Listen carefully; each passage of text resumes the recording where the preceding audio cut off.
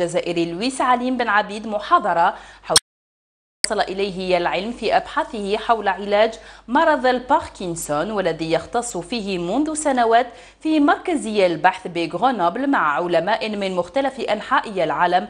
وهي المحاضرة التي حضرها أساتذة وأخصائيين في جراحة الأعصاب بعدة ولايات من الوطن، وذلك بمسقط رأسه برج بوعريري.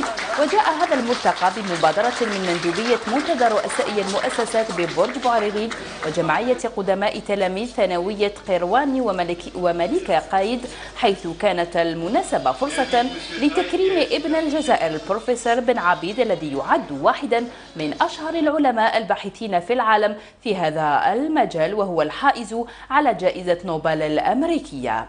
التصريحات في ميكروفون يوبا بوغطايا.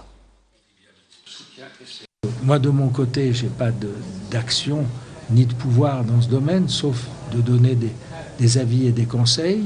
Souvent, on en tient compte, pas forcément. Mais je serais très favorable à ce que des structures informelles, c'est-à-dire que ce n'est pas obligé que ce soit deux ministères qui décident, c'est souvent un bon moyen pour que ça ne se fasse pas, mais qui est...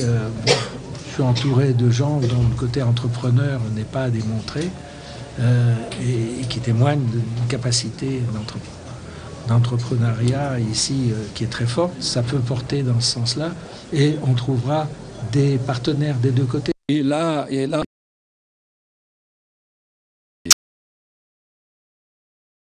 عليم يعني كي تقرا لا بيوغرافي نتاعو الى بتر une soixantaine de distinctions وعندهم خاصة هو il a eu le premier prix de l'inventeur européen de la maladie de Parkinson.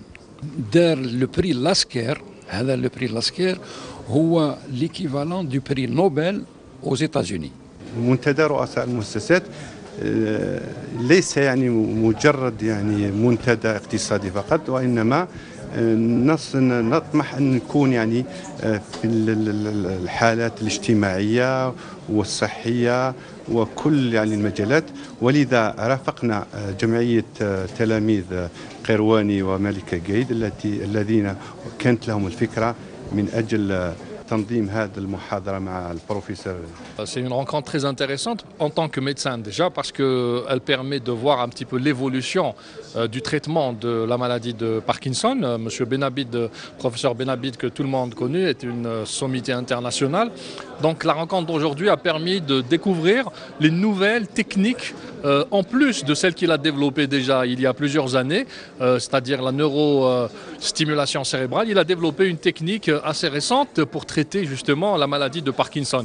Il est clair que ça ne peut qu'être bénéfique pour nous en tant que médecins de savoir qu'il y a d'autres thérapeutiques dans le traitement de la maladie de Parkinson.